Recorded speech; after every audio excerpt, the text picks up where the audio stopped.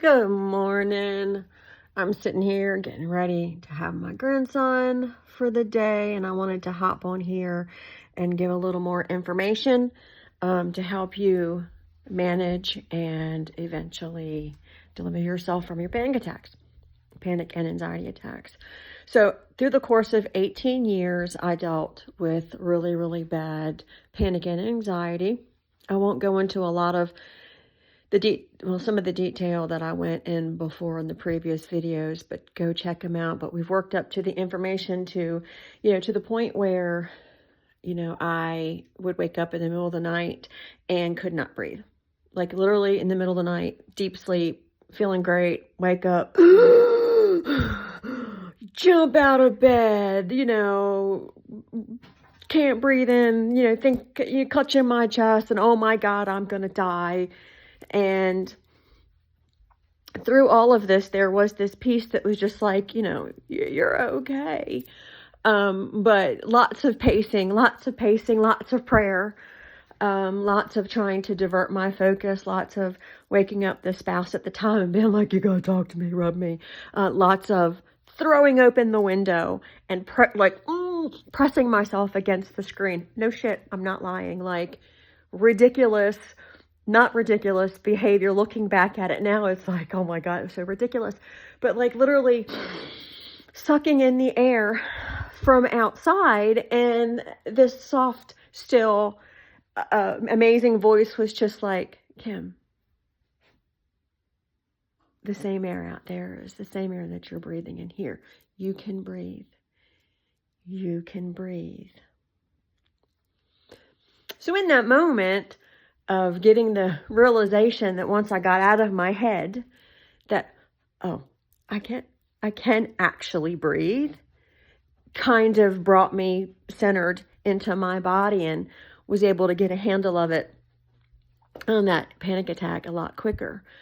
So knowing that when you feel like you can't breathe, just understanding, taking those nice deep breaths and understanding that, you know what? Yeah, I can breathe. I'm safe. And through the whole process of this it is easier to manage when you literally speak out what you're feeling, what you're going through, what your experience is. For some reason, the body goes, oh, I just wanted to know if you were listening.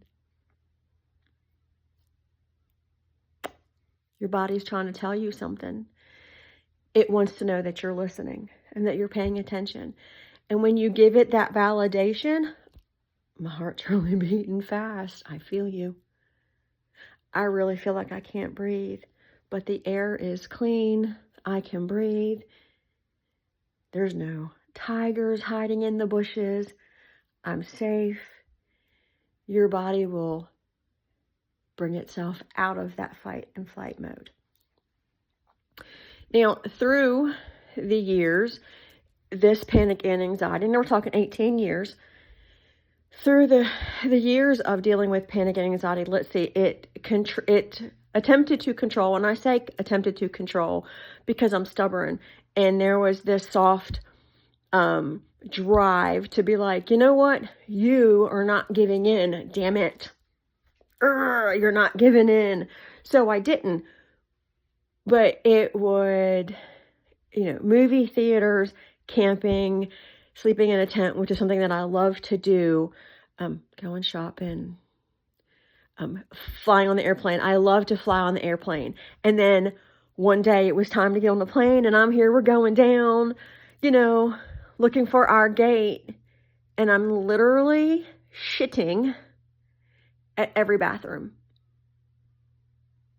My body is getting rid of all of my excess weight for the fight or flight to kick in. Literally shit in every bathroom until I was completely empty. And then I sat on those flights, flight after flight after flight, for year after year after year, in an absolute panic attack until the flight landed, until I got off and was able to go wherever it was I'm going. Like, I'm talking, my life revolved around what panic attack was going to happen next and what was going to bring it on.